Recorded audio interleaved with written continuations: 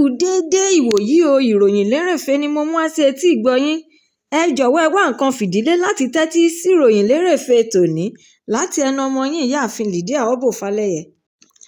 Nínú ìwé àkọsílẹ̀ tí orílẹ̀-èdè United States gbé síta ní ọjọ́ Ajé ní agbẹnusọ ti State Government Tommy Pickett ti jẹ́ kí ó di mímọ̀ pé ilẹ̀ Nàìjíríà wà lára àwọn ènìyàn 3 àti orílẹ̀-èdè 6 tí wọ́n fi ẹ̀sùn kàn wípé wọ́n wà lára àwọn tí wọ́n ń ṣe àtìlẹ́yìn ìrànlọ́wọ́ fún ẹgbẹ́ adàlúrú ti Islamic State nípa bíbá wọn gbé owó kọjá ní ibodè ìlú lọ sí ilẹ̀ òkèèrè bíi ìlú òyìnbó aláwọ̀ funfun, àárín ìlà oòrùn àti ìwọ̀ oòrùn ilẹ̀ adúláwọ̀.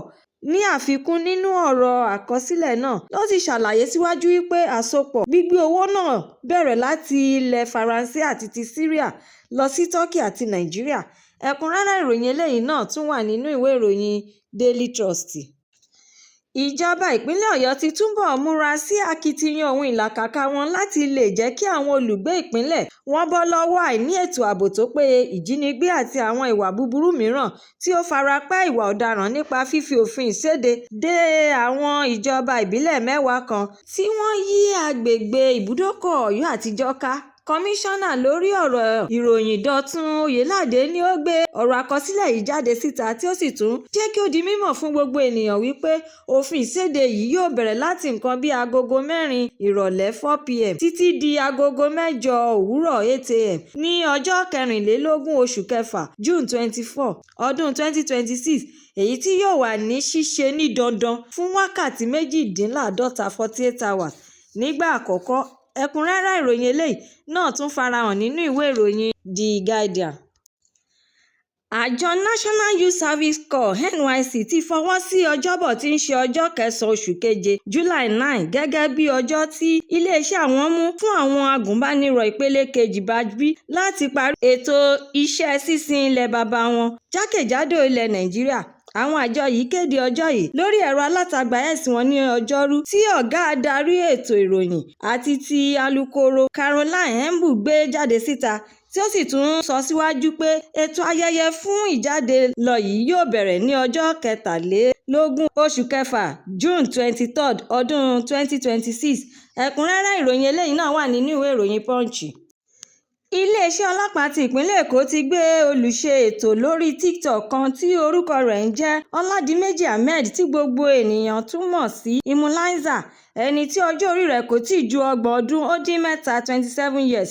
lọ sí ilé-ẹjọ́ Ìkẹjà Magistrate lórí ẹ̀sùn pé ó ń yẹ̀yẹ́ tí ó sì tún ń gbé nǹkan ìbàjẹ́, bíbú àti gbígbé àwòrán ìhòòhò ìyáàfin Ọmọ́wùmí Cynthia Lọ́ba, ẹni tí ó jẹ́ opó olóògbé olórin Ìléríolúwa Lọ́ba tí gbogbo ayé mọ̀ sí Mohbad sórí ẹ̀rọ ayélujára àti alátagbà gbogbo. Ẹ̀sùn 6 ni wọ́n fi kan Immulizer, tí ó sì tún sọ fún ilé-ẹjọ́ wípé òun kò jẹ̀bi rárá, ṣùgbọ́n ilé-ẹjọ́ sọ àwọn ìlànà tí ó gbọ́dọ̀ tẹ̀lé kí wọ́n tó lè gba onídùúró rẹ̀. Ẹ̀kúnrẹ́rẹ́ ìròyìn eléyìí náà tún farahàn nínú ìwé ìròyìn The Nation.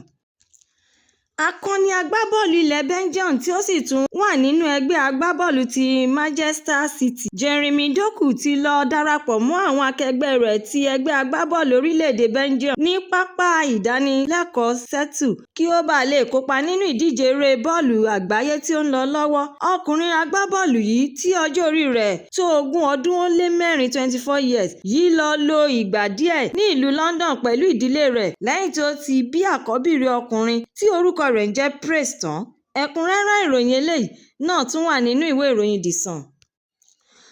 Olùdíje fún ipò ààrẹ lábẹ́ ẹgbẹ́ òṣèlú Nigerian Democratic Congress NDC Peter Obi ti ké sí ààrẹ Bọ́lá Ahmed Tinubu láti kọ̀wé fipò rẹ̀ sílẹ̀, tí ó sì tún wá ti Prime Minister ti ilẹ̀ Britain Keir Starmer ṣe àpẹẹrẹ wípé ó ṣe ìpinnu láti yẹ̀bá kúrò lórí ipò, èyí tí ó jẹ́ àpẹẹrẹ ṣíṣe ètò òṣèlú tí ó dára tí ó yẹ kí àwọn olórí ní ilẹ̀ Nàìjíríà náà ṣe àwòkọ́ṣe rẹ̀. Obi wá ṣàlàyé síwájú nípa fífi ìṣèjọba ti Starmer àti ti Tinubu wéra nínú ọ̀rọ̀ àkọsílẹ̀ rẹ̀ tí ó gbé jáde síta lórí ẹ̀rọ alátagbà X rẹ̀. Ẹ̀kúnrẹ́rẹ́ ìròyìn náà wà nínú ìwé ìròyìn Nigeria Tribune Online. Ìròyìn yìí ló gbé jáde síta wípé ìrírí mánigbàgbé àti àlùyọ tí àwọn dókítà oníṣègùn òyìnbó ṣe báyìí, èyí tí ó sì mú àìníye ènìyàn tí ó ní àrùn arọmọléegun ní ìrètí láti máa gbé lórí ilẹ̀ èèpẹ̀ láì ní ìnira wàhálà ara ríro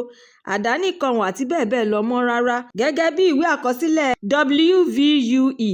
Grey News tí gbé jáde síta ni pé Daniel Christie tí ó jẹ́ ọmọ ọdún 23 years ti di ẹni àkọ́kọ́ ní Louisiana tí yóò gba ìwòsàn àti ìtọ́jú nípasẹ̀ ṣíṣe àtúnṣe àwọn jíìnì inú sẹ́ẹ̀lì ara rẹ̀ ní ilé ìwòsàn Miami Family Children Hospital ní New Orleans èyí tí àwọn dókítà náà fìdí rẹ̀ múlẹ̀ wípé kò sí àrùn arọmọléegun yìí ní ara rẹ̀ mọ́ rárá. Ẹ̀kúnrẹ́rẹ́ ìròyìn eléyìí náà tún farahàn nínú ìwé ìròyìn Leadership. Ẹgbẹ́ Defender ti Civic Rights DCR tí wọ́n fi ìpínlẹ̀ Èkìtì ṣe ibùgbé ni wọ́n ti gbóríyìn fún oníwádìí akọ̀ròyìn Babátúndé Bámigbóyè tí àwọn ènìyàn tún mọ̀ sí ọmọ Ẹ̀dẹ̀mà fún títú àṣírí ìwà ọ̀daràn gbígbé ṣíṣe ìdájọ́ òdodo lárugẹ àti jíjẹ́ ohùn fún àwọn ọmọ ilẹ̀ Nàìjíríà tí wọn kò lè sọ̀rọ̀ tàbí lẹ́nu. Nínú ọ̀rọ̀ àkọsílẹ̀ tí agbẹnusọ ẹgbẹ́ yìí Láìdé Òjó gbé jáde síta ṣe àpèjúwe ọmọ Ẹ̀dẹ̀mà gẹ́gẹ́ bí irinṣẹ́ ohun èlò tó dára tí ó sì tún tú àṣírí ìwà ọ̀daràn lílo ènìyàn ní ìlòkulò wíwá àwọn ọ̀daràn síta ní pàtó nígbà tí ẹni tí wọ́n ń hu ìwà búburú yìí sí ń bẹ̀rù láti tú àṣírí tàbí sọ ohun tí wọ́n ṣe fún un. Ẹ̀kúnrẹ́rẹ́ ìròyìn eléyìí náà tún wà nínú ìwé ìròyìn This Day.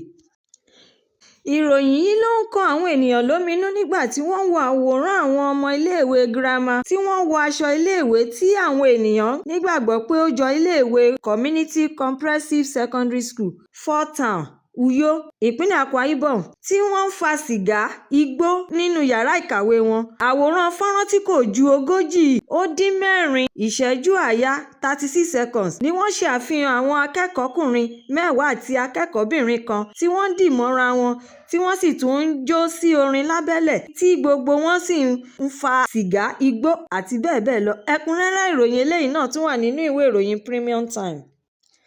Adájọ́ Mohammed Garba Umar ti ilé-ẹjọ́ àpapọ̀ tí ó ga èyí tí ó kalẹ̀ ní ìlú Àbújá ti pàṣẹ ní ìlú Àbújá láti dá ajàfẹ́tọ̀ọ́ ọmọnìyàn àti òǹkọ̀wé Ọmọyẹlé Sowore padà sí ọgbà ẹ̀wọ̀n Kùjé títí di 30 oṣù kẹfà June 30 tí ilé-ẹjọ́ yóò ṣe ìpinnu láti gba ẹ̀bẹ̀ rẹ̀ fún gbígba onídùúró rẹ̀ nítorí pé ó ti sọ pé òun kò jẹ̀bi ẹ̀sùn tí wọ́n fi kàn òun rárá. Ẹ̀kúnrẹ́rẹ́ ìròyìn eléyìí náà tún wà nínú ìwé ìròyìn Daily Post.